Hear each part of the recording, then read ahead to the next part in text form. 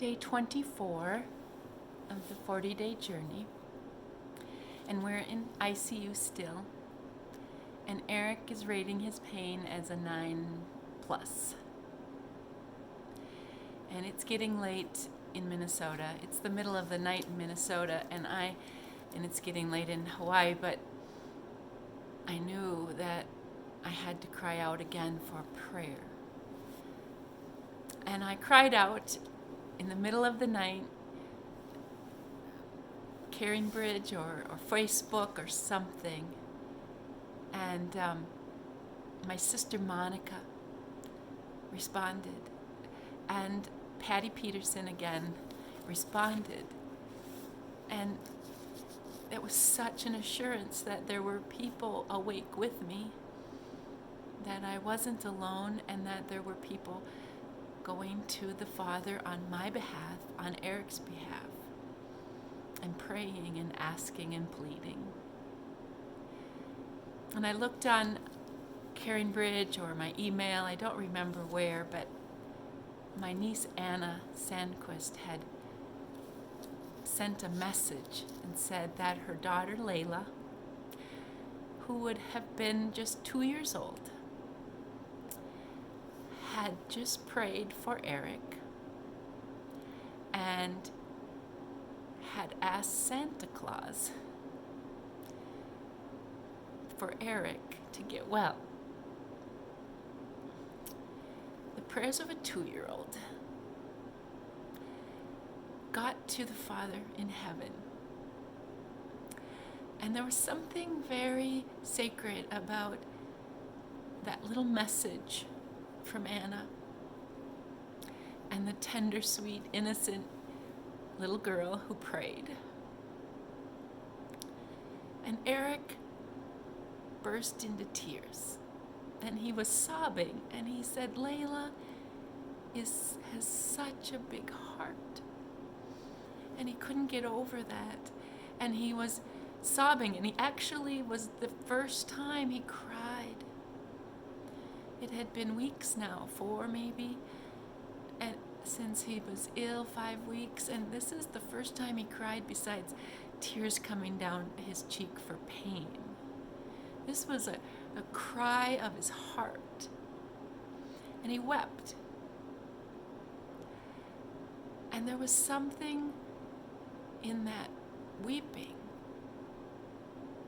and the prayers of those of you who heard the call and prayed. And maybe the prayer was for him to cry, and for Anna's note to get to us at that moment, and for me to read it at that moment, to open the floodgates and let Eric cry and get the emotion and maybe the anger and the frustration and the fear and the sadness just out. But his 9+ pain was showing in his vitals. His 9+ pain had his heart rate between 90 and 130 beats per minute.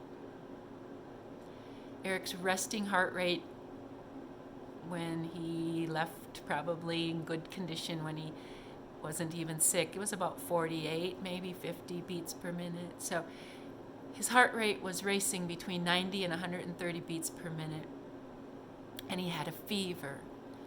His fever was about 100 degrees, and Dr. Martell said we want to make sure we avoid the fevers. Fevers are the worst outcome. And so Eric has a fever of 100, and he has a heart rate of 100 to 130 beats per minute.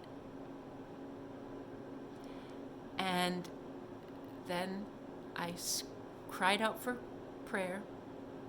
My sister was awake, and my friend Patty was awake, and others of you were, I'm sure, awake and praying.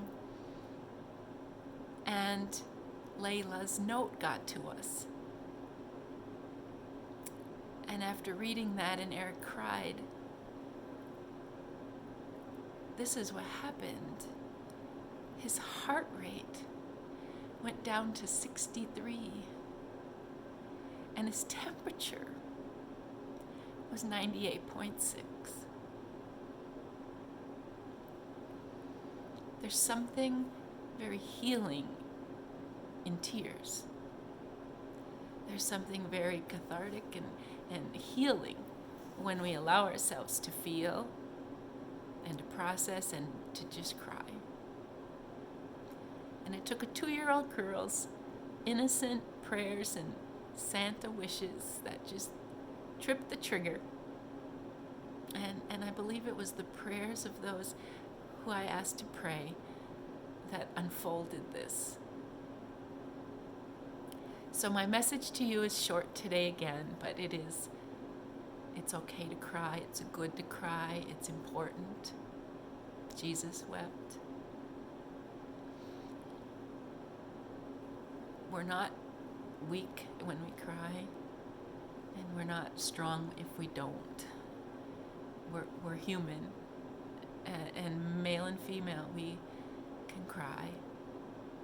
And I hope that if you are experiencing pain deep down and you're trying to shove it away and keep it down, that you would allow tears